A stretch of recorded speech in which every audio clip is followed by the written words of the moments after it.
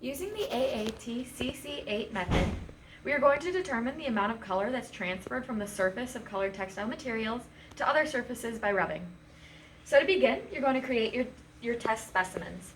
You're going to create 2 specimens that are cut on the bias that are 2 by 5.1 inches. One of them is going to be used for the dry method and the other for the wet method. Once your specimens are cut, you're then going to go over to the crock meter. To begin, you're going to lift up the arm, and then you're going to lift up this headpiece and place one of your fabric specimens onto the sandpaper. Then you're going to replace the headpiece.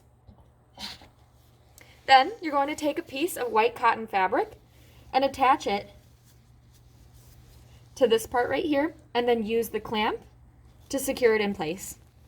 Then you're going to gently place the arm back down, and then, making sure that the counter is set at 0, you're going to turn the meter 10 times, creating crocking.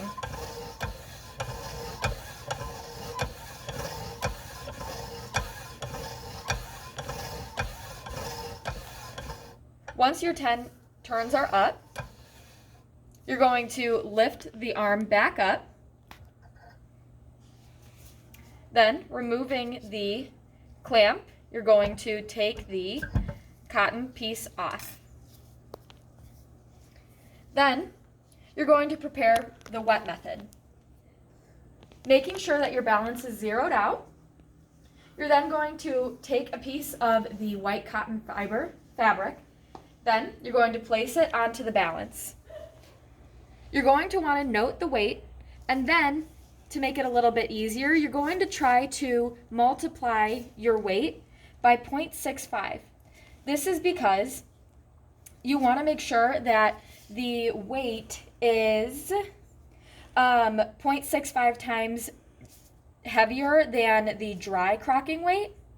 So in order to do that, you're going to multiply by 0.65. Then you're going to take one of the droplets, grab water, and then gradually add water to the fabric in order to increase the weight of your cotton fabric.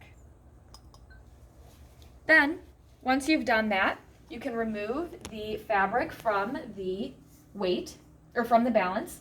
Then, you're going to go back over to the crock meter, and you're going to repeat the same process as you did with the dry. But you want to make sure that you remove this bottom piece and replace it with your other specimen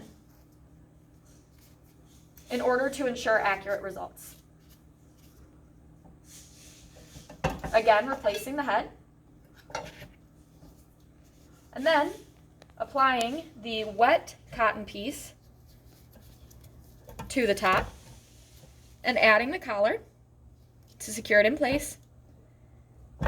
Then placing it down, and again another 10 turns.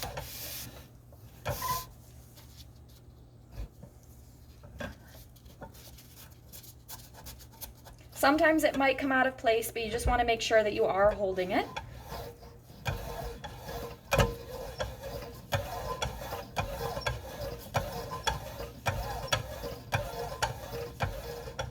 Okay, then after your 10 turns, you're going to lift up the arm again and remove it,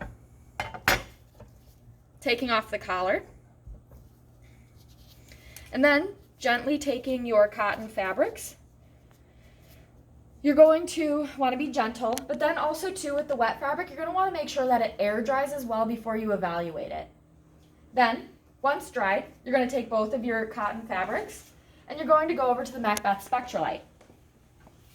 You're going to turn on the fluorescent light, and then from there, you're going to take your tested cotton fabrics and an untested piece, and you're going to want to compare them. Taking the mask, you're going to place it over the top, so that way the tested and untested pieces are both equally showing. Then, using the grayscale for color staining, you're then going to compare the level of staining on the tested fabric compared to the untested fabric. 3 of your group members will independently evaluate this, and then from there you're going to take the average.